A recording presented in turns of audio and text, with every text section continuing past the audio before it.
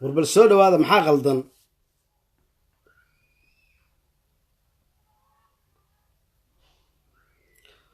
soo wada qorteen qadka ina ka xun dabcan waa ka baxnay dib baa ugu soo noqonay innaga xaggeega qadku waa ka caadi sidaan noo aragno idinka xaggiinana waxaa leedihiin qadku ina ka xun yahay soo dhawaada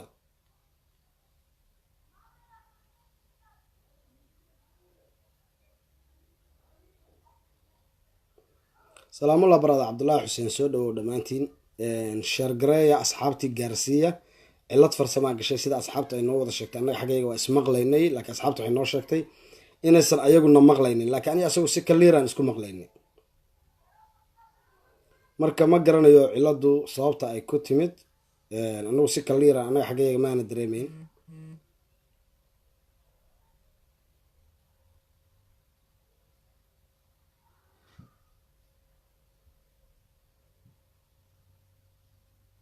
shiina hadda waa caadi soo maha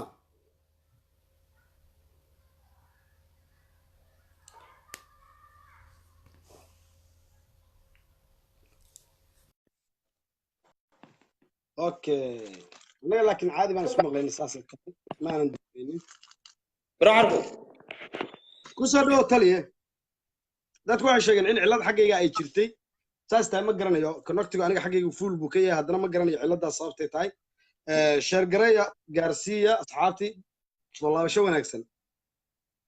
xaggaaga weeye mareexaan baa khadka ka jiray kowdhe ma wallahi waliba laba xabaa box kala xataa halka laba box wifi baa ku xiran waan ogahay waan garanayaa Soomaaliya laakiin ma garanayo dadegno waxa tiri dirba hadlaysa baa tiri waxaad matalaysaa waxaa tahay qofka ugu horreeya soo kora waxaa kaa dambayn doona saddex kale oo daarood ah waxaa kaa dambayn doona ciyaartahanadii beesha dir matalayay baa kaa dambayn doona guddiga waad ogtahay waxaa guddi ka ah niman hawiyaha baa garsoorayaalka ah oo go'aanka gaari doona oo niman macquula oo social media mataqaanaa macquulka oo dhexdhexaad ka ah fursadda aad haysatid maadaama ay beesha daaroodna ay kugu kalsoon tahay inaad ka faa'iidaysatid baa muhiima fursadda aad haysatid waa sax weeye horta dirtu meeshay soo ciriisatay garan maayo hawiyaha garsoora baa tiri hawiyuhu soo ku jireertaa ma kowdhe haye inaad tiraahdo hawiyaha garsoora dee oo tiraahdo dir iyo daarood baa tartamaya dirtu Soomaaliya way burburtay laandheer iyo laanka baa soo baxay dirta aniga waxaan u aqoonsan sawir bay habeen way hadda habeen waqti idhigeyso sax maanta yaa deegaan la yaa maamul 2018 ma ka hadlayna ma fahanti sax Soomaaliya yaa xukuma sax anigu markii dir la dhaho waxaan u aqoonsanahay another country wadan kale Djibouti waa wadan kale weeye ciise canfar baa la degan haddana oo maaragtay ii sheegay dad kala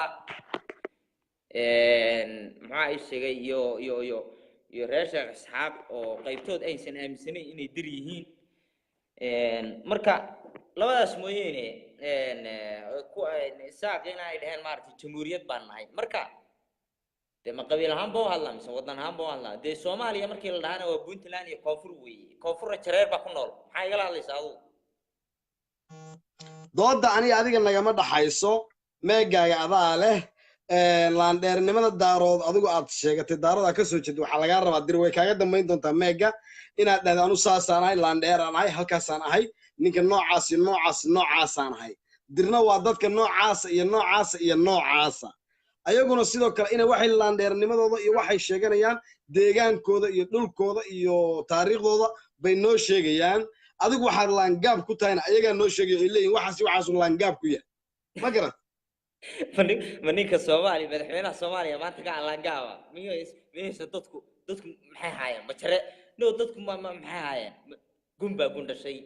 ninka maanta president of Soomaaliya waa mareexaan waa reer diini baa dirta ka badan ba kow waxyaabo qodobada aan kuu qoro waxaa tahay adigu madaxweynaha waxaad sheeganaysaa inaad tahay madaxweynaha maanta kow madaxweynaha dalkaan hay dhageyso fiican dhageyso kow anigu waan sheegay Somaliland waa reer Sheekh isxaaq baa degan hargeysa degan yihiin hargeysa ku kooban yihiin iyo berbera waxay dhayn jamhuuriyad baana waa garta badankoodna inay dir yihiin iskuma waafaqsana dhegeyso fiican dhegeyso aniga dir anigu lama hadli jirin waan yasaa waa beelaha aanu doodo weeye waa garta laakiin anigu madaxweynaha Soomaaliya aan ahay shalay adigu dad jiraba kama aaminsan inay yihiin oo dad ay yastaba u aaminsan tahay waan u doodaa anu dirta waan u doodaa anaa u doodaa hay'ad baan leeyahay horjooga sakifaan taliya bakti qurse hay'uu mareyd la yiraahdo cadaaladda iyo sinaanta Soomaaliya dirtaana u dooda waan ka hadlaa dawladda Soomaaliya maanta xilka haysa madaxweyne daarood baa ka bal daaroodnimo fiiri xataa ma jeerteenimo kula hadli maayo daaroodnimo haddaan kula hadlana la arki maayo ma fahanti waa garta waayo halkan filla Soomaaliya mareexaan baa ay fadhiya reer diini waliba mareexaan oo dhan isku darin hataa mareexaanku waa niman la dheerayaalo waxa reer diini baa filla Soomaaliya jooga maamulka awoodda badan Soomaaliyana Puntland aniga weeye ma fahanti waa garta dirta aniga ila hadlis maxay tahay dirta hawiyaan baa anu bajiqiyo jareere wax koonfur ku nool waa jareer halka reeshka saaq baa degan oo maaragtay ii sheegay hargeysa degan okay reesha isxaaqaas mooye wax kale oo dira maba jiraan baa leedahay inta kale waaba jareer waa reesha isxaaqaas hargeysa Somaliland bas wax kale ma jiraan koonfur maxay iga jira koonfur hawiya iga jira hawiyaan oo qanaan koonfur iyo jareer hawiya jareer baa degan waa jareer kulli waa jareere maxaa anu dirteen aanu aqaan hargeysa aanu garanaya iyo wadan kale Djibouti wadan kale 500 kun baa ku nool oo canfar iyo isku jirta ciise anu ma garanayo dir kale de okay ayaga Somaliland bas oo ogashahay koonfur waxba ugama ogol hawiye jareer baa u ogashahay adiga imisa ku qornaa marka adigu imisa sheeganaysaa daarood ahaan aniga markaan dood u soo noqdo aniga madaxweynaha Soomaaliya aniga weeye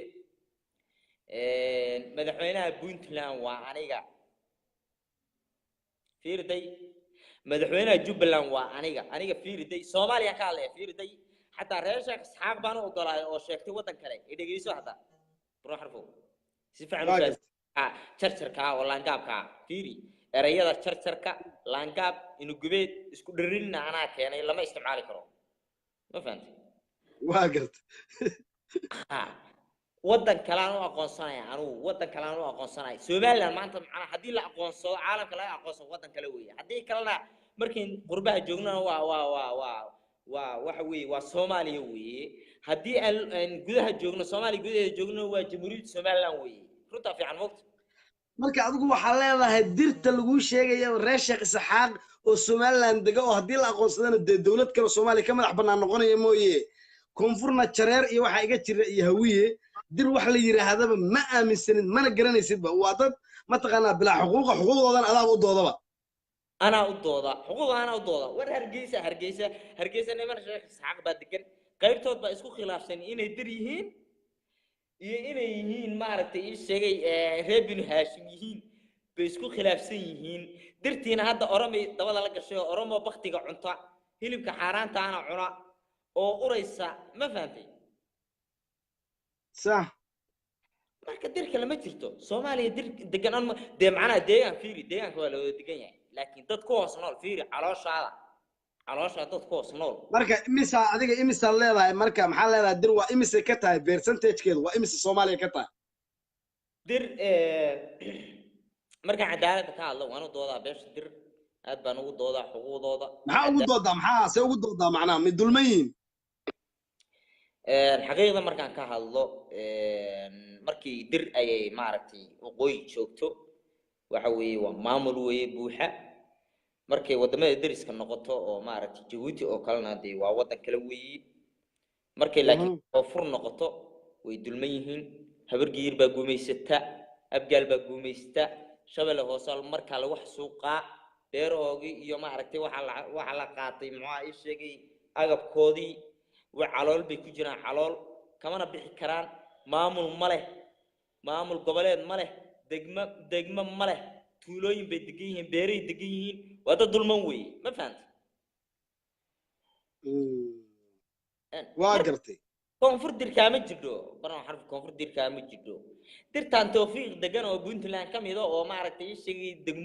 degmo dhan degan oo maaragtay ii sheegay xildhibaano kale Puntland oo gobolka mudug xildhibaano kale oo maaragtay ii sheegay codkooda ka dhacsatay gobolada Puntland oo maaragtay halka degan anu waan garanay laakiin wixii koonfurta mudug ka bilowda ilaa iyo maaragtay ii sheegay marka anu dima garanay Soomaaliyana waa Puntland iyo koonfur weeye بيمال باشا بيمال در سوما تقاني niyow biyamaalka sirdoonka waxay soo gudbiyeen inay jareer tahay waan qoray jareer ma garat ma ka saara jareer baan ku qoray بيمال شرير با كوغو قرن بيمال waxa leedahay waa jareer waa jareer weey jareer baa igu qoran biyamaal degoodi garre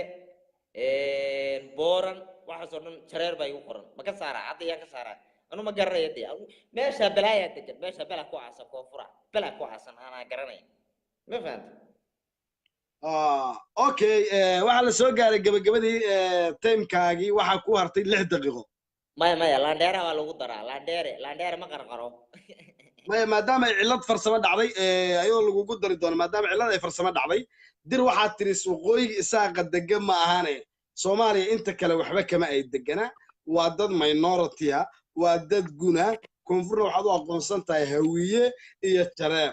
biyamaal nimanka Talyaaniga la soo dagaalay waxaad u aqoonsan tahay inay yihiin jareer dir horta halkaas waxaad tiri wax aad u hayso oo alla abuuray ma jiro bal waxaanu arki doonaa dir iyo taariikhda ayaduna la timaado adiga daarood ahaan maxaan ahay baa leedahay daarood ahaantaada adigu marka aniga daarood ahaan anu daarood baan ahay dalka ana xoreeyay darwiish baan ahay reeshka aniga xoreeyay hawiye ana diinta gaarsiiyay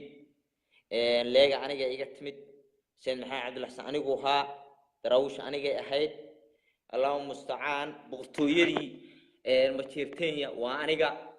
dadkii tiba Talyaani civil servant saraakiishii ka soo baxay ee Talyaani ku hadlayay 60kii markii Ingiriiska la qaatay afar nin baa ku hadli jiray Talyaani waa maxaa Xaaji Ibrahim Cigaal wiilka Isaaq ahaa la naxariistay iyo saddex ma jirteena ku hadli jiray waxa kale nagasta Ciise Riyoole kowde صح marka hawiye ma jirinba kowde صح marka dalkii dadku soo halgamay waan ahay daarood markii aan dhaxday daarood waxa way bareexaan reer diini ogaadeen waxa isweeriya Cabdilli iyo bajeerteen iyo bismillaahir rahmaan dusha laga maraya marka reer diini baa hadana maanta madaxtooyada fadhiya hawiye casharta ka qaadan ay ku dhaxlayaan maanta caasimada Soomaaliya Muqdisho reer diini kaliya naga jooga cid kale daarood naga joogto male wax kale naga joogo male shalay wiil ma jirteena xoreeyay calanka ayaa geeyay maanta reer diini oo ku dhaxlayna casharta ayaa qaada dirtan ay keentay maxay tahay macnaa dir nimanka reesha saaqo masaakiinta oo dulman oo anagu xafiisha aan ka soo xirnay oo bahdilan oo hargeysa jooga oo meel kasta ku bahdilan oo shalay new boys fuulayeen maanta halkaan ku bahdilan anu de dir haday yihiin de waa aqoonsanahay waxa weey waa de ayaguna waxay dhaheen local markii loo jamhuuriyad baan nahay okay jamhuuriyad baa tiin dirta kale maxay tahay marka Soomaaliya dirta kale maxay tahay dirta kale waxa tiri biyamaal ana waxa aqaanay inay jareer baan aqaanay ayaga dagoodi iyo waxa soo dhan waxa aanu ma garanay anu de waxa fiirday markii laandheere aad maqasho laandheere dhalay oo banaan degay markaad maqasho ma ahan dhulka waan kula degaa ma aha iyo xaggaanaan degaa iyo tuuladaanaan degaa iyo degmadaanaan degaa ma aha dhulku waa la wada degaa dad Soomaaliyeed weeye kursi ma leedahay weeye bimaalka sheegayso kursi ma leeyihiin dawlad goboleed ma leeyihiin male galmudug hirshabeelle xawaalla ka taliya gobolka banaadir abgaal baa ka taliya koonfur galbeed eelay baa ka taliya jubbaland waxa ka taliya maxaa ay sheegay ogaadeen baa ka taliya marka bimaalka ay sheegayso maxay soo jareer ma maya anigu waxaan ahay garsoore dhexdhexaad baan ka ahay waxaan rabaa inaan boontiyada ku kala qoro guddiguna uu daawanayaa go'aanka guddiga iska leh adigu waxaad tiri dir isaaq bas reesha Isxaaq oo halka degan mooyee wax kale ma jiraan biyamaal waa jareer maamul goboleed male madaxweyne male taariikh kale male waxaan ka aaminsanahay tiri yihiin baaba tiriba dad gun ah oo wax ay yihiinba aysan jirin sax aduguna waxaad leedahay Jubbaland iyo Puntland iyo madaxweynaha Soomaaliya ninka intaas oo dhan haystaa tahay sax أنا دول كان هايستانيو شلينا أنا هايست ما أنت أنا هايستي درت شيء عن حياتي معناها هذا قر صورته أوكي درت حياتي بروح حرفه ما قرنا يعني dirtu may ayada is cadaynaysa ninka kugu xigi doona waa nin dira asaguna sidaas oo kale buu isku cadayn doonaa isaga is cadaynay ninka dirta ee halka imaanaya Muuse Biixi baan ahay iyo Ismaaciil Cumar Geelaan ahay Djibouti waa wadan kale walaalahayna way u gafi maayo dad Soomaaliyeed way aad baan u taageeray Djibouti dad Soomaaliyeed way xaq baan u leenahay inaan taageero Djibouti laakiin waxyaalaha Soomaaliya dhaxdooda ka socda Djibouti reer Djibouti soo dhaxgali maayaan laakiin nin dhahaya reer Sheekh Isxaaq baan ahay dir baan ahay dhahaya waa Morgan baa dhalay koodi Morgan baa ka dhalay ma fahanti waa gartay macnaha reer Sheekh Isxaaq dir maahan baa leedahay awal waxa tir waa dir baa tir kaligood baa dir tir maya reer Sheekh Isxaaq waa dir weeye Hargeysa degan waa dir maamul bay sheegteen waa niman halka degan weeye u gafi maay reer Sheekh Isxaaq waxa weeye niman talo weeye niman waxa weeye aan darsinahay weeye niman waxa weeye sheegay waqooyi degan weeye beel Soomaaliyeed weeye u gafi maayaanu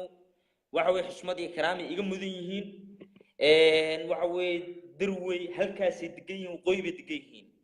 waa dadka ayaga Soomaali ugu fiican ba maamul bay sameysteen nidaam iyo kala dambeyn iyo amni sameysteen one man one food baa lagu yimaadaa halkaasi degan yihiin macnaha qofka hadduu dhaho Somaliland baan ahay isaaq baan ahay halka waa soo fuuli karaa laakiin qof dhaaya dir baan ahay oo koonfur baan deganahay ogaanayaan deganahay baq de waxaas waa calool ku neeyaa calool de halka Muuse Biixi warlord maanta halkaan u saaran yahay macnaha oo garxajis gumeeyay halka kaliya caare maanta waxa ku soo dhaweeyay gobolada Puntland qarna agteedan salikasi ma fahanti okay taliya timekii uu ka dhamaaday waxa soo qabanaya oo siinaya soo gabagabay kadaawi intii ugu dambeysay aad dir dhiilahayd soo gabagabay si aan qofka dirta kaaga dambaysiyo afar xubnood saddex xubnood oo daarooda ka dambayn doonta haddii ma taqaanaa xubnaha kale ee daaroodka haddii ay bulshadu soo qorto against inaad adigu mar labaad aad daarood matashid waad matali kartaa mar labaad inaad matashid saddex xubnood oo kale daaroodku way leeyihiin afar iyo afar baa la kala afar iyo afar ma dhaafi doonto ugu dambayntii maxaa leedahay ugu dambayn waxaan leeyahay taliya bakti qurunsada weeye afayeenka ciidanka difaaca Puntland afayeenka ciidanka dhiig booliska kaara mardhan jooga caawa waa arkaysaan balaaya igu xeeran face maalka kaga jira ciidamada xabashida ma aragtay waa hadal noo socda waxaan leeyahay beesha daarood anaa mas'uulka horta daaroodnimada anaa qora anaa dadka saara baran xarfow ma fahanti waxaan leeyahay beesha dir waxa weeye deegaanka Soomaaliya waa la wada degan yahay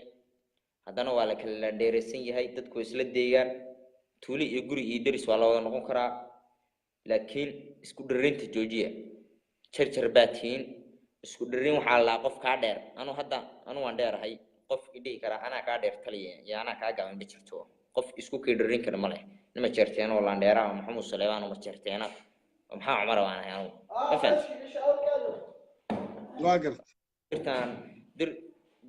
de koonfur aan inta digama jiro koonfur ay jira hawiye jareeri eelay baa jirta wax kale igama jiro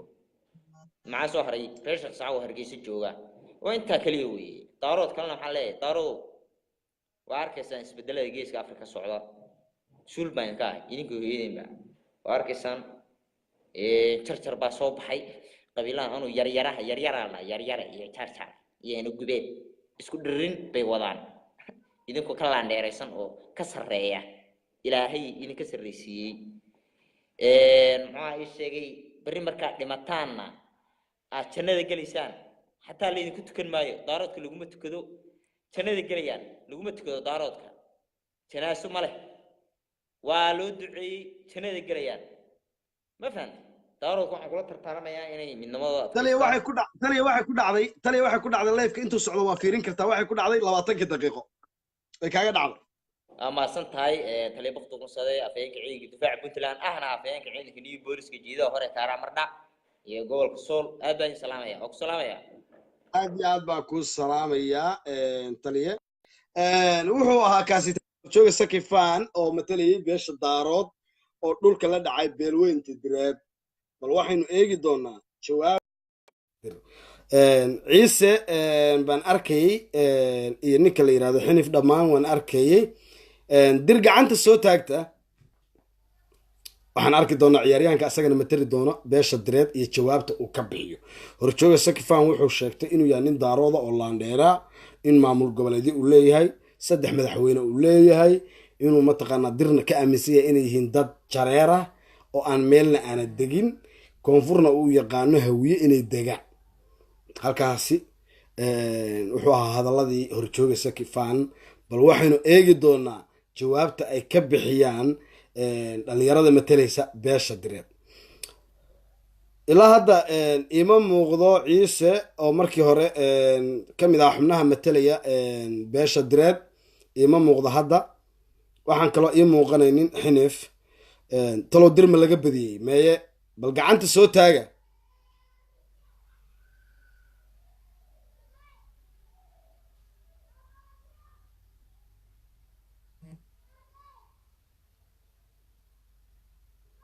garsoorka wuxuu sugayaa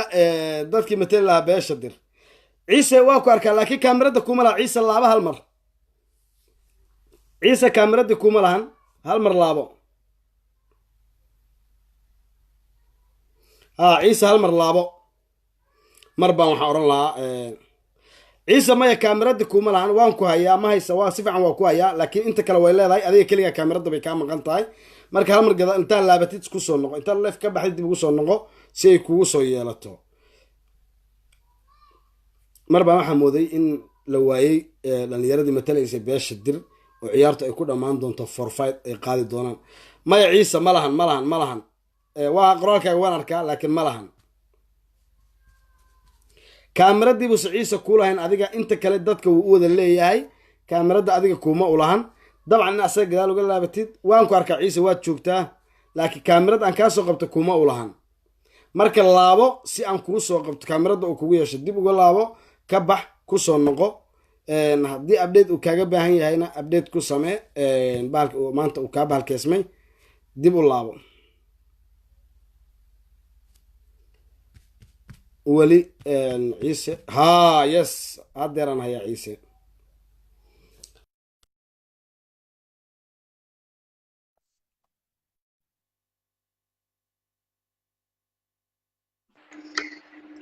aad iyo aad baan kuu salaamayaa ciise riyoole kusoo dhowow waxaa kaa horreeyey nin la yidhahdo horjooga sakifan oo matalayay beesha daarood waa qofkii labaad ee soo kora ee matalaya isaguna beesha dir waa hal iyo hal ciise hore ugu soo caadi aad baan kuu salaamayaa barnaamijku siduu u dhacay waad garanaysaa qofku inuu sheegto taariikhdiisii asaga wuxuu yahay iyo cidda ka soo horjeeda iyo waxa uu asagu marka ay yihiin inuu taariikhdooda asaguna qeexo horjooga wuxuu sheegay isaaq reer sheekh isxaaq oo somaliland degan mooyo dir kale wax la inaysan jirin beesha biyomaal wuxuu ku sheegay inay yihiin jareer bal arrinkaasi waxaad ka leedahay iyo waxaad hore ugu soco aad baan u qoslay horta aadna waan u salaamayaa taliya waan salaamayaa dood waxaad soo bandhigtay reerka si wacan baad u matish waayo wixii ay ahaayeen baad sheegtay oo waxa weeye inaad keliya kusoo koostay oo tidhi madaxweynaha soomaaliya anagu waxweeye leenahay maanta waa iska ogaayeen dadku anigu waxaan kuu sheegayaa 3 qaybood baan taariikhda soomaalida kugu kala qaadaya taariikhda soomaalidu leedahay waxa weeyaan intii gumaystu inoo yimi iyo intii ka horreysay iyo intii ka dambeysay haddaba saddexdaba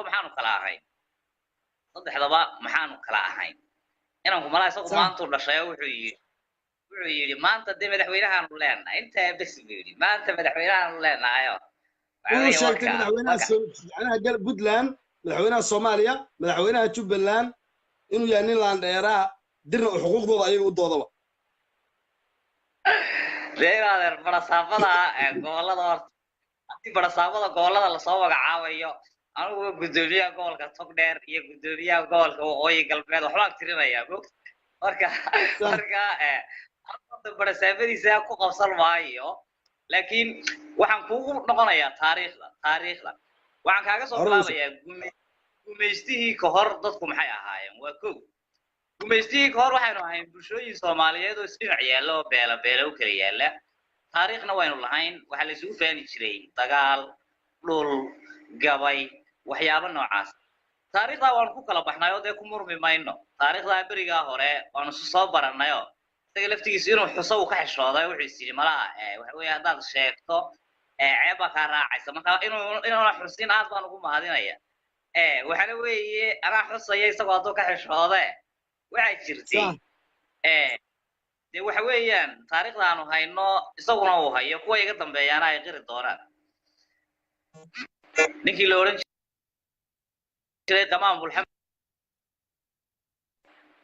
ninkii la oran jiray Qamaan Bulxam baa lagu yiri gabayo wuxuu yiri Qamaan Bulxan wuxuu yiri cala dhuux baan leeyahay wuxuu yiri doqonkii ogaadeen ha dawlad laga qaad wariya waa taariikhda bariga moogta waxa bariga waxa la isugu faani jiray waxa qabiil iyo dagaal labada mid bay marka iyaga laftigoodii baa makhraati ah isku furay inaanay dagaal waxba ku lahayn bariga taariikhda marka hore deereerkaas wuxuu ka sheeganayo ma garanaya anigu aan ka ahayn gambacad baan xidhnahay garangarnaagoode hada bare gambacad ayaan xidhnahay garangarnaagoode nimankii wuxuu yaa yiri marka nin gabayaaye baa iyo iyaga xusi doona iyagu hadaan magaciisa ka xishoonin iyaga xusi doona bal iyaga ka codsanayna inay magaciisa xusaan haday ka xishoonayaan anana xusi mayno haday iyagu ka xishoonayaan anagana xusayne waxa weeye nin gabayaaye buu ahaa ninkii wuxuu leeyna waa la garanaya marka in adeero taariikhda dagaalka ee hore taasay ahayd waa kow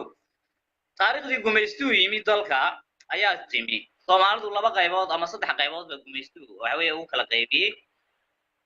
meel bareer ba kula dagaalamayay cid hada bal u fiirso markii waxa weeye Somaliland la joogo ama dhulka waqooyiga waxa weeyaan nimankii daraawiishta la oran jiray ayaa ku dagaalamay markay daraawiishta ku dagaalameen sayidku wuxuu ka soo degay berbera annaga asaasnay waxa daraawiish la yiraahdo markaanu asaasnay ninkaas oo martiya oo reerka ayaanu xilka u dhiibnay 7 nin baa daraawiishtu ahayd oo gurigooda sare 7 nin bay ahaayeen 7 nin sayidka ka ahaa waxa weeyaan reerka uu sheeganaya inuu sayid ayaa ka ahaa ku-xigeen waxa uu ahaa xaajistoodi taliye ciidan waxa uu ahaa xaajistoodi markaa isaguna nin wuxuu ahaa waxa weeyaan qoladan anigu sheeganaya waxa weeyaan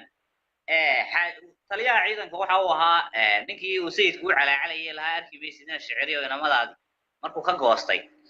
isagana waa la garanayaa aduu amaro 7 nin bay ahaayeeno sayidka ka ahaa waxa weeyaan reerka uu sheeganayo weeye taasina wax deer lagu faani karo nin aan anigu meesha saaray oo markii dambe anigu aan riday balade nin aan anigu meesha saaray markii dambe anigu aan riday wax lagu faani karo ma dhinaca koonfurta tagay inaan ku faanayay leeyahay koonfur anigu cid bal dhinaca koonfurta wax la dagaalamay gumaystaha oo boqortooyo lahaa oo waxa weeye jiray oo la garanayo waxa la garanayaa boqortooyadii Biyamaal gumaystaha la dagaalami jirtay ama Talyaaniga waxa weeyaan aakhirkii ugu dambeysana xornimada iyadu sababta u ahayd sababtii loo qaatay xornimada u ahayd sababtii xornimada ugu ahayd dadku malaha qaar badan oo aan garanayn baa jiray nin ayaa waxa dilay nin baa wuxuu dilay nin ada u fiirso nin Talyaani buu dilay nin Biyamaal baa dilay nin Talyaani kibir buu ku dilay markaa waa nimankii meesha joogay kibir markuu ku dilay baa leeyahay ninkii Talyaaniga ahaa la soo qabto ninkii waxa weeye Biyamaal la soo qabto waa la raadiyay cid soo qabatay la waa hada ma garanaysaa markii dambe shuruud lagu la galay in maxmiyad la siiyo xornimada la siiyo wixii ay u baahan yihiin la saxayo adeeg la saxayo wixii ay u baahan yihiin cid la gorgortamaysa waxa ay boqortooyadii ururadan iyo waxaan ku sheegayana waxa weeye waxa jiray 3 urur oo waxa weeyaan soo dagaalamay oo mid waliba uu magaranaysaa taariikhda qayb ku lahaa hal urur ay hogaaminayeen lama hayo tolo ururka hogaaminaya waa kii urur hawiye hogaaminayay nimanka hawiye waxa weeyaan habargidir waliba waa la garanayaa urur siyaasi ah waa iyagu urur ay lahaayeen anigu garan maayo haddii isagu hadduu odhanayo urur baanu lahayn hal urur hadduu odhanayo kaasaanu lahayn bal isagaa soo sheegaya hebel baa beri madaxweyne noqday heblaayaa madaxweyne noqotay tan baa cayn dee waxaas inaad taariikh noqon mayso ninkan doodiisa waxaa ka mid ahaa ciisow in aysan dir lahayn hal maamul goboleed isaguna uu leeyahay puntland iyo jubbaland iyo soomaaliya ay maanta kursiga ku fadhiyaan maxaa ayada ka tiri dir maxay leedahay baa marka adigu leedahay oo asaga wuxuu sheegtay u babac dhigaysaa kuwiis waxaa ku tilmaamtay inay yihiin barasaabo gobollo sida gobolka gabiley gobolka awdal maroodi jeex waxaa tiri waa guddoomiyaasha gobolladayda ma tirinayaa tiri anigu waxa uu tiriyey marka maxaa adigu ka duwan oo aan leedahay anigu waa leeya waxa weeyaan anigu dawladaan kuu tirinaya dawlada isagoo maamula iyo gobollo tiriyey anigu gobollada heerkooda saraan uga kacaya sare adeeg gobollada heerkooda saraan uga kacaya bal soomaaliya inoo qaybi may maqlaysaa sax bal soomaaliya inoo qaybi soomaaliyada aad joogto soomaaliyada uu joogto inoo qaybi soomaaliya waa dawlad la yidhi waa federaalka ay tahay qolo waliba qolada uu sheeganaya waxay leedahay 61 xildhibaan adoo fiirso waxaan u malaynayaa kool baa kusoo galay aan maanay federaalka uu sheeganayo soomaaliya qolo waliba waxay leedahay qolo waliba waxay leedahay 61 xildhibaan waanu ka simannahay haddaba soomaaliya waa federaalku sheeganayo marka maamul goboleedyada iyo waxaa loo dhaadhaco dee anigu maamul goboleed sheegan maayo waxaan sheeganayaa dawladu haddaba inaade marka nin darajadaa taagan iyo nin gobol ile gobol heblaayo gobolka kale hebel gobol heblaayo dee waxa weeye laba caqli oo la isu dhigi kara maaha laba caqli oo ciise waxaan rabnaa inaad dawladaha aad si mataqaanaa kuwiisa gobollo weeye aad tiri wuxuu sheegtay dawladaha sheeganaya amaad tiri dawladaha inaad qeexdidna waan rabnaa si aan u niraahno dawladahaasuu ciise sheegtay oo dir dawladahaanay sheegatay كوران أدان كورا هذا يمكن قبل كعرتا وحوي أنا قال له قبل كعلي صبيح أنا قال له قبل وحويان محي هاي جبوتي أما تنقل أنا قال له وورير هذا بريء هذا إنا وحوي ترين يسوق الله عبد ولا على الجاس وتنقل وأنا قبل الله ما يردوا دخوص وشيء وين دولة اللي هذا وحويان جبوتي هالكايدك أنا أسكله هذا بريء go دولة الصومال لأنه هو من وقال إنه قريب للي لكن مكعر ومرتبه في أيام ما قرأ ولا دولة بان لا ولا ما قال سومالنا وكو أقلا ريش سحاب سومالنا وأسقى وأقل بطا يلا هالقايد وحويان وعطكتا دولة اللي هذا كينيا هذا بريك كينيا وكينيا وقوي قلبات قول كلي هذا صومال ولا هاي قبل كا وحويان wuxuu leedahay Soomaalidu 17 xildhibaan ayay ku leedahay baarlamaanka Kenya gobolna saddexda gobol ee ay kala yihiin gobol walba dadku waxay ku leeyihiin dad u metela okay reer kaliya baa ka degan oo ogaadeen la yiraahdo ogaadeen wuxuu leeyahay 6 xildhibaan buu leeyahay 6 xildhibaan oo ka soo baxa meesha la yiraahdo maxay adoo Mandheera iyo Sielewiyo meelo yar yar bay ka soo baxaan waana imisa xildhibaanada meesha jooga waa 17 xildhibaan صدق إنه هوية. معي كله إنسى كلهين. ليه اللي بام بكلهين وقاعدين. ليه اللي بام بكلهين. تضويه طبعا كلام ملا هنا يوم واقر. صدق بقى صدق له هوية عليه. وسقال. صدق يسأل اللي هي صدق سقال ما. سقال بان لا أنا وحن لا أنا وأنت صاحب أيوة وحوي سقال. سديد. مركا. halkaan ay naadeer de majority iyo minority baan ku kala noo iska minority adeeg anu waxaan doonayaa wax caadi oo sax ah inaan ku sheegay bal waxa tagtaa gobolka Soomaali galbeed de inaadeer oo la ilaaha illallah waxa weeyaan reerku anu wax laala waxaan ku sheegay garan maayo in yar waa ku leeyihiin oo waa joogaan oo in yar waa ku leeyihiin oo been badan oo waxa weeye de propaganda iyo ogaadeen iyo tan iyo waxa la soo taagan 24 hours laakiin taariikhda dhabta ah gobolka marka la eego asaaskii gobolka markii la aasaasay beelaha Soomaaliyeed ee shiray waxay ku shireen inay sameystaan xildhibaano beela lagu qaybiyo adeeg marka laba beelood ma wax qaybsaday beesha kalena way joogtay laakiin adigu xildhibaano saabo badan ma lahayn 121 xildhibaan baa lagu aasaasay boqol iyo koob iyo labaatan xildhibaan ayaa lagu aasaasay boqol iyo koob iyo labaatanka anigu waxaan lahaa 360 waa garta 360 baan lahaa isaguna wuxuu lahaa 350 maxaa soo hadhay inta soo hadhay waxaa lahaa reer hawiya oo karileleedo degan meesha haddaba bal waayahay ninkani meesha uu majority-ga ku yahay bal federaalkii Soomaaliyana waana u simanaa eeg federaalkii Soomaaliya waana u simanaa oo waxaanu leenahay 61 xildhibaan iyo 61 xildhibaan haddaba meesha uu majority-ga ku yahay waa maxay madaxweynahan leeyahayna dee anigu 10 madaxweynahan leeyahay dad mid madaxweyne adigu hal aad leedahay oo farmaajo madaxweyne yahay dee Ismaaciil waayo haddaba loo fiirso oo waxa weeyaan Muuse waayo oo waxaad adigu tirinaysay ahay marka madaxweynahan leeyahay inuu anigu garan maayo reerka taariikh ay u noqonayso marka waxaad leedahay adigu waxaad sheegatay inaad dawladda leedahay taliya saki horjooga oo matalaya beesha daarood wuxuu sheegtay Puntland iyo Jubaland waxaad tiri Puntland iyo Jubaland waxay u dhigmaan awdal iyo gabiley waa gobollo waxaan ii sheegatay inaad tiri madaxweynayaal ma waa maayaro waxaan rabaa inaan dadka doodiisa u dhacday aan gaarsiiyo adigu waxaad sheegatay inaad leedahay dawlado wuxuu sheegtay inuu madaxweynaha maanta dalka uu yahay horjooga sakifaan oo matalaya beesha daarood waxaan sheegtay in adigu madaxweynayaal leedahay Ismaaciil Cumar Geelle iyo madaxweynayaal kale ay adiguna ku matalaan halka waxay maraysaa daarood maamuladii uu sheegtay waxaad ka dhigtay inay yihiin maamul goboleedyo meesha asaga uu ka dhigay inaad Soomaaliland kaliya aad degan tahay inta kale laakiin aad jarjar iyo jareer ka tahay gabagabadii maxaad ku soo gabagabaynaysaa waxay maraysaa 36 waxaad leehaysataa 4 daqiiqo min 20 waxaan yara qiimeynayaa dadka tusaya bal faashilka inankii reerka u doodayay inaan waxba sheegin horta reerka uu ceebeeyay baan leeyahay marka koowaad reerku waxay yiraahdaan waa nala dhalayo inan baan dhashay bay yiraahdaan hadda ma garanaysaa marka reerkii ay oran jireen wayna dhaleena maanta wuxuu yiri jareer baan waqaanay bal isaga waxaan weydiinaynaa iyaga kuwa ka dambeeya war ma jareer baa idin dhashay horta waa su'aal cid haydin dhashay ma jareer baa balada ka soo jawaabo ina asliyadiinu tiin waxaan jirin oo aad been loo sheegaysteen oo aad lahaydeen waana la dhalaydan ay been tahay iyo inaad waxa weeye xabaasha xaga kale u rogtaan dee laba isgelaya ma waa marka labaad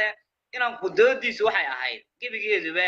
waxa weeyaan anigoo taliyihii ciidamada bahalka taliyihii kan kale ah subxaanaka yaa cadiim reerkiina wuxuu kusoo koobay hal madaxweyne marka waxaan leeyahay intaad dib isugu noqotaan taariikhdan aan idinka sheekaynayo cid idin garanaysa adeeg taariikhdan aan idinka sheekaynayo cid idin garanayso oo idin qeexdo oo tiraahdo wallahi sidaas ay ahayd gabayadii idin akhrido oo idin tiraahdo wallahi kuwaas saas ay ahaayeen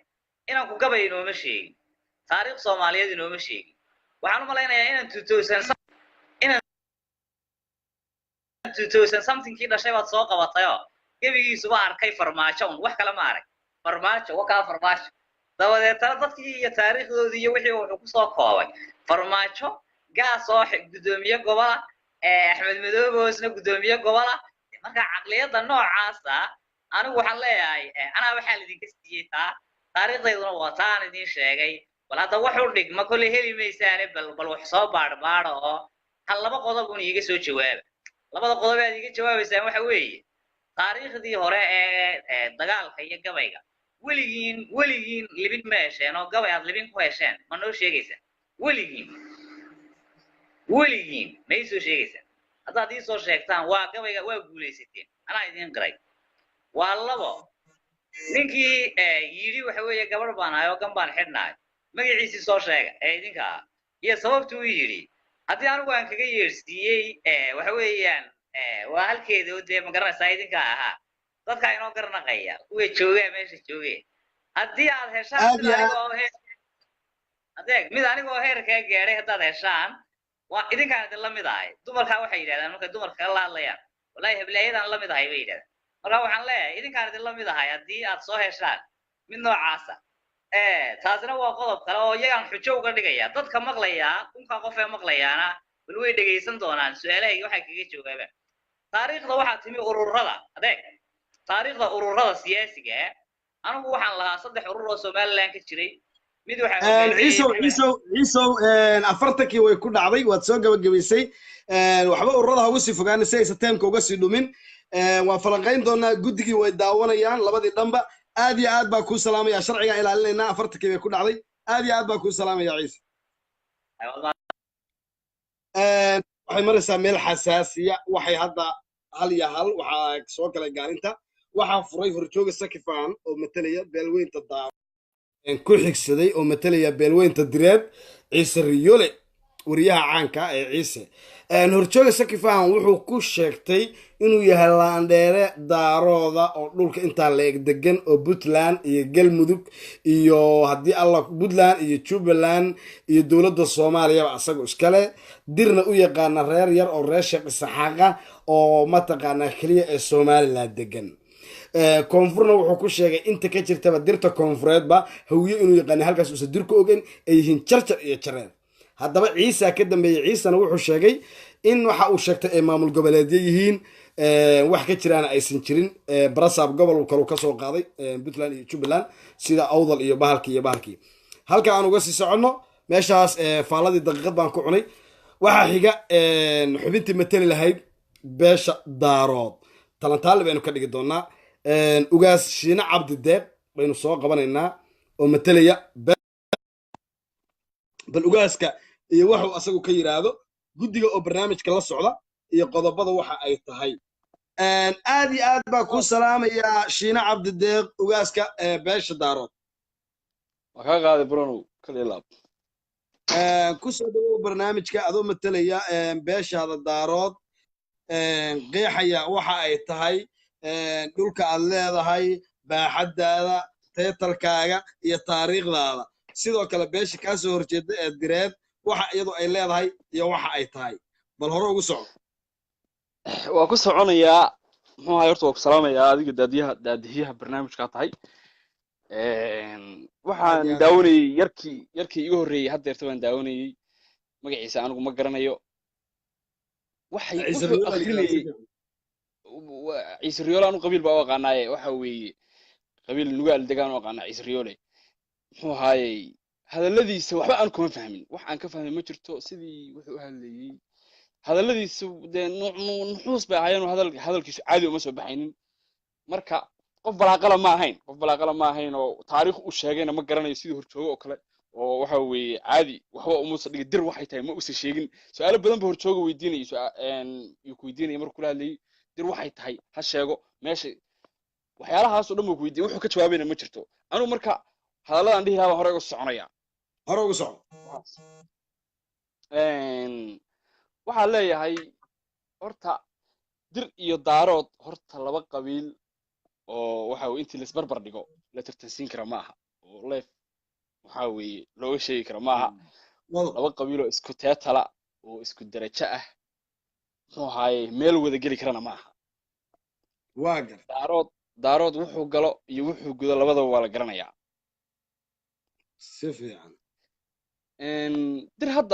dir waa qabiilo yaryar oo waxa weeye ajuuraan iyo qabiilo garre iyo qabiilo yaryar qabiiladaas waxa weeye xuquuq ma lahan xuquuq lagu sheego magacyadooda ma lahan laakiin dirta uu sheeganayo isagu uu leeyahay waa dir oo waa ku faanaynaa waxa weeyaan waa isaaq iyo ciise horta soomaaliya baan ka hadlaynay another country bay noqonayaanoo ciise horta soomaaliya ma ahan oo waxa weeyaan waa waddan gaara si fiican ciise waddan jabuuti xornimadii waxaa siiyey nin daarooda maxamed siyaad baraa siiyey waa abaal ay maanta uga hayaan daarood oo sideedaba jabuuti waxaaba xoreeyeyba daarood baa xoreeyey oo maxamed siyaad baraa xoreeyey oo xornimadiiba siiyey xornimadoodaba nin daaroodaa siiyey waa dad la xoreeyo daarood xoreeyey baa leedahay waa dad daarood xoreeyey abaalkaasna waa inay u hayaan oo waxa weeye ay dhahaan ilaahayow odaygii daarood ahaa iyo carruurtiisiiba ilaahayow barakee adduun iyo aakhiraba inay dhahaan baa waajibka ah qof kasta oo ciise ah oo dunida ku nool sax faransiis baa gumaysanayey dad madow ah baa gumaysanayey oo waxa weeyaan qashina in siyaad barre oo waddanka haysta oo hawiyana addoona ay u ahaayeen oo ay u shaqaynayeen baa ilaahay waxa weeye ummadda soomaaliyeed ilaahay usoo diray hawiyana wuu ku shaqaysanayay waxay u ahaayeen addoommo isaga u raran ciise wuxuu siiyey ii sheeg wuxuu yidhi waa waddan gaara waxa weeye jabuuti faransiisow adeerow iskaga taga dadkan waxay u qalmaan muxuu ahaaye ii sheeg in iyagu isku taliyaan dee waa kuna heerkaasay marayaanoo waxa weeye doorasho one vote one man baa ka dhacda horumarkaasay gaadheen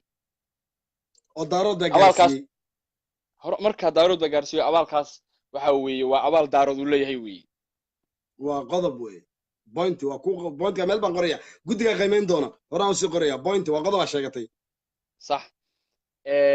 dir horta ciise ku faanayaanoo ciise waa kaasoo waa pointkiisa waa ku siiyey isaaq baa ku saaray dirta kale ee qofka dirta ah uu ku faanayo waxa weeyaan waa isaaq laba waxyaalood baa kaaga sheegaya isaaq ingiriisku isagoo gumaysanayo baa waxa weeye sayid maxamed cabdilla xasan oo nin ogaadeenoo daarooda kabla laxa ilaahay qabriga ha u nuuriyo jannadiina allaha geeye baa ilaahay u soo diray waxa weeye berberu ka soo degay waxay dhaheen canshuurkan bay dhaheen ingiriiska waddanka haystay waa taarikh qoran weeye bugaagtay ku qoran tahay ciyaalka isaaqa waa loogu dhigaa hargeysa iyo burco sax waxaa la yidhaahday ii sheeg canshuurkan wuxuu yidhi canshuur saan u keenaa buu yidhi soomaali baa adaa adigu canshuurkeen buu yidhi waa gar waxay dhaheen ingiriis buu ku yidhi oo waddanka haystay waa keligii ka hor wuxuu yidhi waxay ku dhaheen waa waalan yahay bay dhaheen maad mullah waa oday waalan bay dhaheen oras ka tag sax wuu iska tegey magaaladuu joogay magaalada wuu indhaindheeyey waa yaabay wiil yar buu u yeedhay oo loogu yeedhayo john wiil yaroo john loogu yeedhayo waa arkay waa gartay wuxuu yidhi adeer macaane magacaa si john si waagi hore maxaa lagu dhihi jiray si wuxuu cali uu naxay halkaas isaaq intuu naxay oo dhagax qaatay buu sanam meel yaalay buu dhagax ku dhuftay wuxuu ilaahayow maanta taasaa awoodaabiyo waa tegey uu baxay wuxuu maray halka hudisa iyo halkaasuu tegey sheekh iyo dhulkaas burciya halkaasuu tegey waxa ciidamo aruursaday ciidamo dhulbaanto u badnaa daraawiisha sax niman daarooda iyaguna niman daarooda ku soco buu qabsaday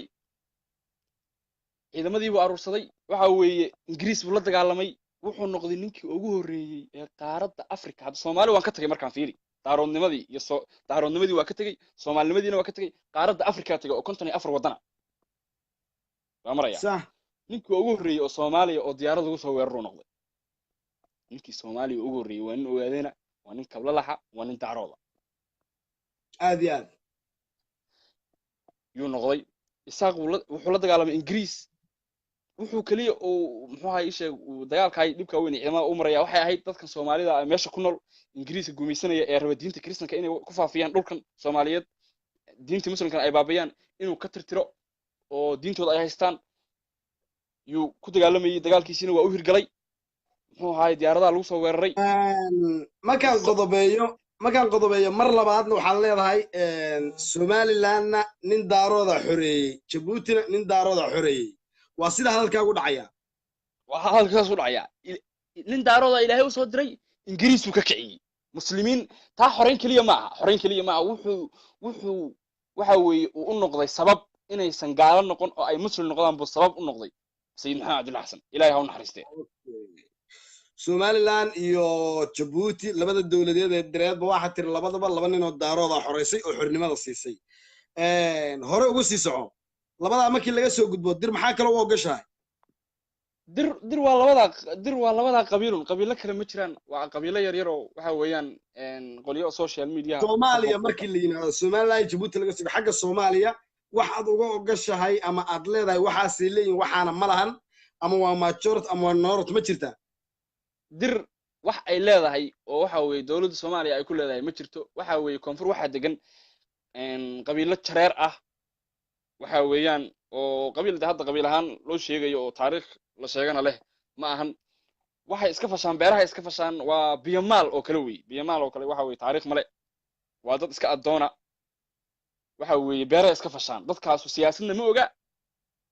adduun meel u socdana ma garanayaan beerahooda iska fashaan habar gidir bay la dagaalamaan oo waxa weeye waxay rabaan marka inay ka ceshadaan dirta kale ee Soomaaliya deganna waa biyamaal kaliya dirta laftirkeedu isma ogola oo waxa weeyaan biyamaalka halka degan jareerka ee beertiisa fasha muxuu ahay ninka isaaqay ku nool Hargeysa ma ogolaanayo walaalaan nahay dirta laftirkooda iyaga laba dhexdooda qodob baan laba isjeclayn qodob saddex qodob markaan kuu kala qiimeeyo doodaadii somaliland in nin daarooda xoreeyey sida aad ku sheegatay guddigaa kolley dee ama sax ama qalad saari doona oo adiga doodsaa ku sheegatay wax jabuutina saxa sidoo weeye kale maxaa maya khalada wax guddigaa saxa weeye go-aanka maya adiga waa kuu qoraya guddigaa go-aanka gaaraya jabuuti Eh, waxaa tiri waxaa xoreeyey maxamed siyaad barre oo dowlad ka dhiga madax bannaan somalilandna sayid maxamed cabdillah xasan sidoo kale dirta koonfureed waxaa tiri waa jareer iyo jarjar iyo waxaan jirin saddexdaaba midda adiga ku sheegtay laakiin ninkii meesha ka degay waxaa jirta su'aal iyo gabay buu markii wuxuu lahaa gabaygaa ninkii yidhi qolada dambe ee timaadee daaroodka ha iga jawaabaan gabaygii uu lahaa qolada daaroodka ee soo fuusha meesha ha iga jawaabaan maxaa ka leedahay anigu ma daawanayn gabaygaas iyo wuxuu sheegay muxuu ahaay in yar oo hadallo uu lahaa intii u dambeysay baan soo gaaray uu lahaa waxbuu ka sheekeynaya aana garanaynin hadalladiisu hadalla nuxuusay ahaayeen sidii qof okay weyn oo muuse hadlay hadalladiisa baan ma maqlayn qolyaha dambaa uga sii jawaabi doona midda qolyaha kale dambaa uga sii jawaabi doona hore uga sii soco meega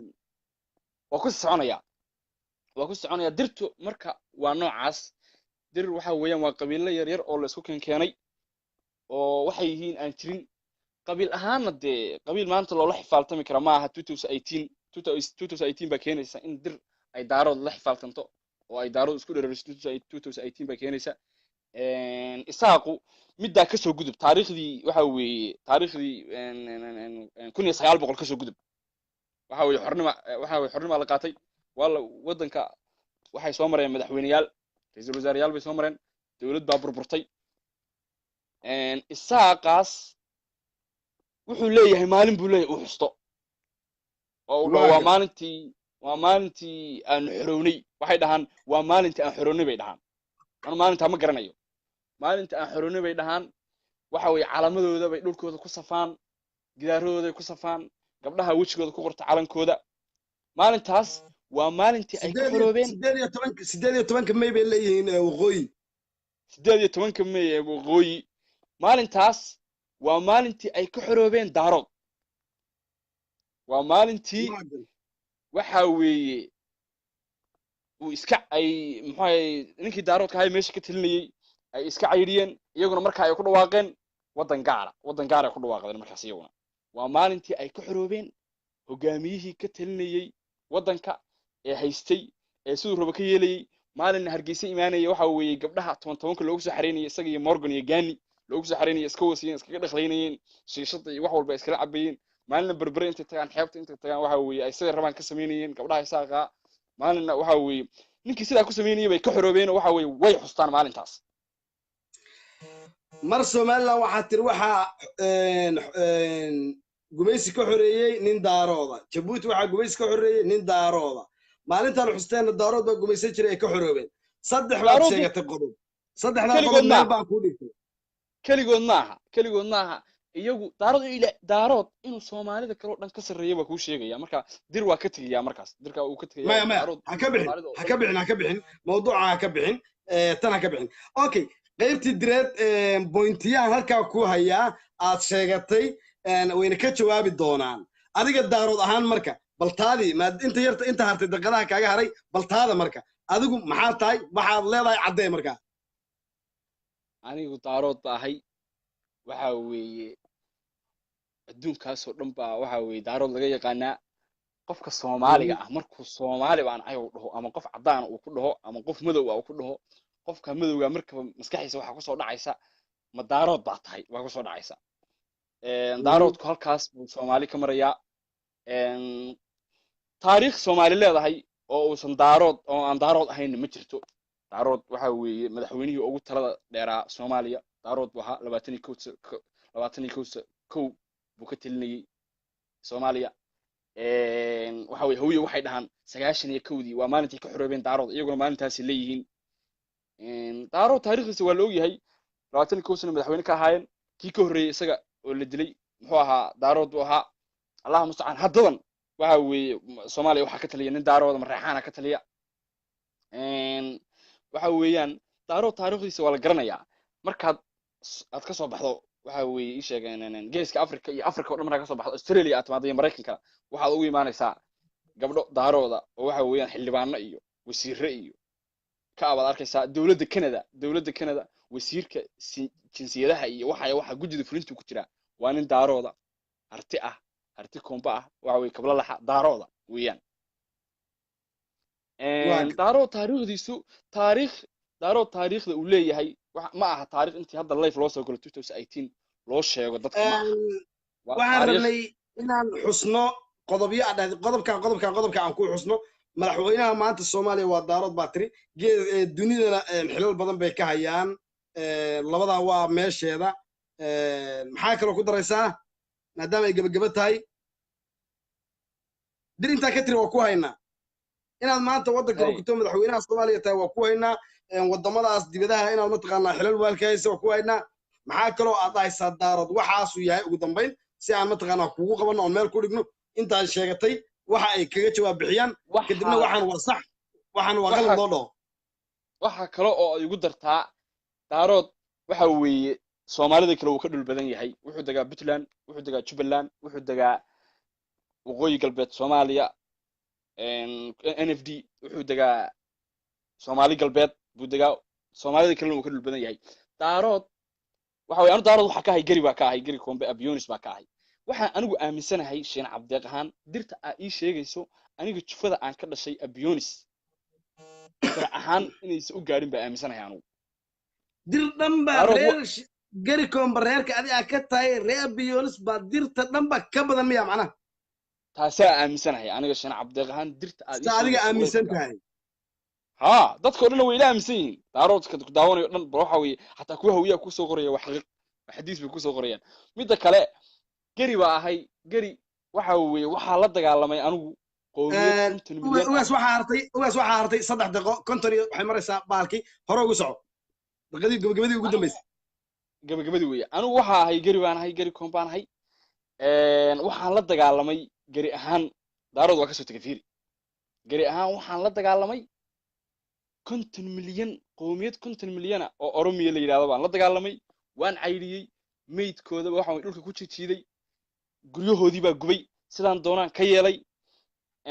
taariikhdana daarood baa iska leh waxa weeyaan qabiil daarood kamid ah oo gari la yiraahdo baa wuxuu la dagaalamay qowmiyad 50 milyan oo Soomaali oo dhan ka badan buu la dagaalamay wuuna cayriyay waxa weeye meydkoodana sidoo doon ka yeelay waxa weeye guryahoodina uu gubay waa ogtaa aduguba annaga live soo galnay waxa fiidiyoyan ka haynaa marka waxa leedahay anoo daarooda oo gari komba waxa iska dhacshay 50 milyan oo Oromo baa iska dhacshay gabi ahaan baan waxaan aaminsanahay dirta dhan oo la sheegayo reer abiyooniska aad gari komba ka tahay baaba kaba badanba dirta lagu sheegay abionis baa ka badan dir xuquuq ma lahan heer waxa weeye daarood ay la kaftanto ama lala barbar dhigana maysa gaarin waxaan leeyahay daarood wuxuu leeyahay waxaas oo dhan ka soo tag xilal dhul waxa weeye Oromo uu la dagaalamay iska ceyriyay isagoo keligii ah gari ah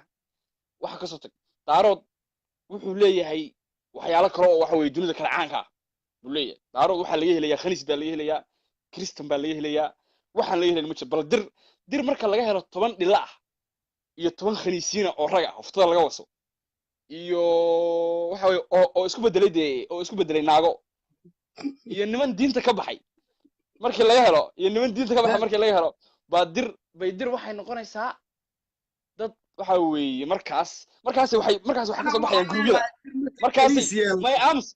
khaniis yeelato oo dhila yeelato oo kristan yeelato markaas daarood ha isku soo dheeririso xataa markaana may soo gaarin laakiin guryada way ka soo baxayaan guryada markaa way ka soo baxeen inta hadday sanayn waa eber miya ma hawa dir waxa weeye heer la karbaasho heer magacooda la sheego ma gaarin waxa weeye ilaahay ha iga dhaafo intaan dir magacayga caaw dhan ka lahaa waan leeyahay ugaas hal daqiiqa ka hartay 60 daqiiqada ku sii dhacaysaa waxaan ku qaybta aad daarood ka qaybta aad sheegatay ee dirna meel bay ku taalaa qaybta aad daarood aad tir anigu waxaasan leeyahayna iyaduna meel bay taalaa xubinta kugu xigta dir bay noqon doontaa waxa iyaduna qeexi doontaa waxa aad tahay iyo waxa iyagu ay yihiin bay qeexi doontaa guud ahaan waa aruurinaynaa guddigana waa hordhigi doonaa sax qalad kadibna waxa soo saaraya guddigu soo saaraya natiijada saxda soo saar waxaad weydiisaa qofka iga dambeeya waxaad weydiisaa su'aalihii saddexda ahay aan ku weydiiyay hadda su'aalihii saddexda dir waxaan ku waxa ay ku faantaa waa Ciise iyo su'aal ma ahayn waxa ahayn qodobyo aan leedahay anaa xoreeyay oo xaqiiqa أنا حرية قضب بهاد سومال أنا حرية قضب بهاد ما أنت أصلا واحد تري دارود نكاس دارود كحروبيين تاس وقضبه هذا واحد إيجي دونا تاس جودجا وحنو شيكتي كان وحنو شيكتي يا الله بدنا نرير واحد شيكتي تاريخ وصح تاي كدب بهوش ادي أنا أبغى كل سلام جراد يا جراد وكل كل على مد سعدي سومالي صدق قف من لباتنا وكل على هالك ساعة أبغى كل سلام يا وجاز ka qaaday buran xarfo هذه يعني سبحانك waxaan ku dhex darsanayaa daqiiqadaydii ugaaska beesha garig ugaaska guud ee dhalinyarada ugaaska guud ee beesha daarood shiina cabdideeq isaga uu ka yahay diroo dhanba tii ugu yaabka badnaysa waxa ahayd markuu yidhi waa inaad soo yeelataan kaniisyo kiristan iyo dhilooyin si aad isreerreerka uga soo baxdaan oo aad u noqotaan reer baalkiya